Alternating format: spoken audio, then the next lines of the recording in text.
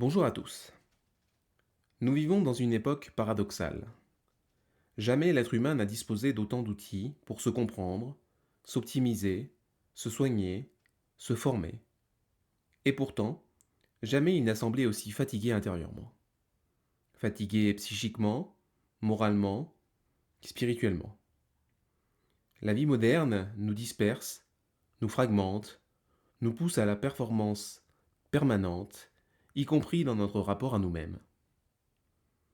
C'est dans ce contexte que la figure de Thérèse de Lisieux surgit de manière presque provocante.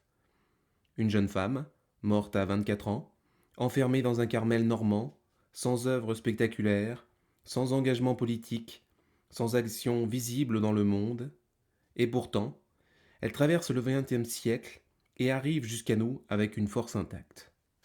Pourquoi? Parce que Thérèse n'apporte pas une méthode de plus. Elle propose un renversement, une autre manière d'habiter la condition humaine. Alors qui était Thérèse de Lisieux? Thérèse Martin naît en 1873 dans une famille profondément croyante. Très tôt, elle révèle une sensibilité extrême, une vulnérabilité émotionnelle marquée, une intensité intérieure peu commune. Elle n'est pas une âme forte au sens classique du terme. Elle est traversée par des peurs, des attachements, des fragilités.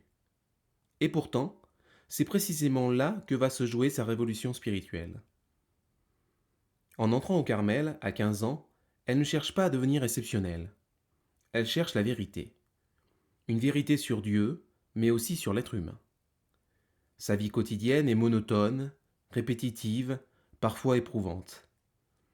Maladie, incompréhension, sécheresse spirituelle, nuit de la foi, rien de glorieux en apparence.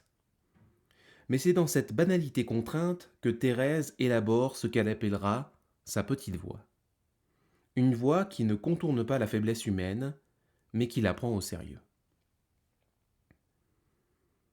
La petite voix commence par un geste radical. Refuser l'illusion que la valeur spirituelle se mesure à la performance. Dans une tradition parfois marquée par l'héroïsme moral, Thérèse affirme que le mérite ne réside pas dans la grandeur des actes, mais dans l'amour avec lequel ils sont accomplis. Ce déplacement est décisif. Il signifie que la faiblesse n'est plus un défaut à corriger, mais un lieu à habiter. Thérèse ne cherche pas à devenir forte, elle accepte de rester petite. Et c'est précisément cette petitesse qui devient espace de confiance. Elle rejoint ici l'intuition paulinienne selon laquelle la grâce se déploie dans la faiblesse, non malgré elle. Elle écrira « Je ne puis craindre un Dieu qui s'est fait pour moi si petit ». Cette théologie de la fragilité n'est pas une complaisance envers soi-même. Elle est au contraire d'une grande exigence. Car elle suppose de renoncer à l'illusion du contrôle, de la maîtrise spirituelle, du volontarisme. Thérèse refuse la logique de l'effort héroïque qui rassure l'ego. Elle choisit le laisser-faire, non comme passivité, mais comme acte de foi lucide. Accepter de ne pas être à la hauteur pour laisser l'amour agir. Ce qui rend Thérèse étonnamment contemporaine, c'est sa compréhension très fine de la condition humaine.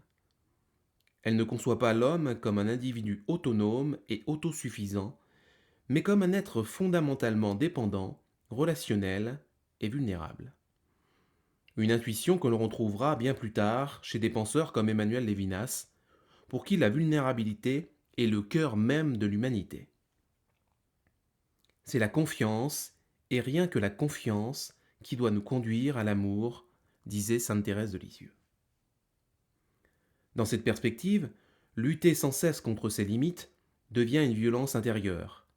Thérèse propose autre chose, accueillir ses fragilités comme lieu de vérité. Non pour s'y complaire, mais pour y découvrir une autre forme de force. Une force qui ne vient plus de soi, mais d'un abandon confiant. C'est ici que Thérèse devient une véritable figure pour notre temps. Face à une société marquée par le stress, la dispersion, l'accélération permanente, la petite voix réintroduit un centre, un axe intérieur. une hiérarchie des priorités. Elle nous apprend à habiter le présent avec profondeur, à unifier notre vie autour d'un seul critère, aimer ici et maintenant. Sa spiritualité est profondément incarnée. Elle ne s'adresse pas à une élite mystique, mais à ceux qui sont pris dans les contraintes du quotidien. Travailleurs épuisés, parents surchargés, personnes en quête de sens sans disponibilité particulière. Aucun prérequis, aucune performance à atteindre, seulement un cœur disponible. Dans un pays comme la France, ou même l'Occident en général, marqué par le désenchantement, mais aussi par un retour discret de la quête spirituelle, Thérèse propose une voie contre-culturelle. À l'opposé du bruit, de l'efficacité, du spectaculaire, une spiritualité de la profondeur silencieuse, de l'amour incarné, de la fidélité invisible.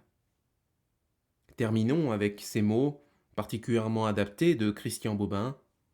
L'éternité se cache dans les choses simples. Alors pour conclure, disons que Thérèse de Lisieux n'est pas une figure sentimentale ou naïve. Elle est une penseuse spirituelle radicale. Elle nous rappelle que la grandeur humaine ne réside pas dans l'exploit, mais dans la capacité à aimer sans se croire tout-puissant. Dans un monde qui exige toujours plus, elle ose dire « il suffit de se laisser aimer ». Et peut-être est-ce là la plus grande révolution. Je passerai mon ciel à faire du bien sur la terre, une sagesse humble, mais d'une puissance intacte. Je vous remercie pour votre écoute. Je vous dis à bientôt pour une prochaine réflexion philosophique. Et d'ici là, portez-vous bien.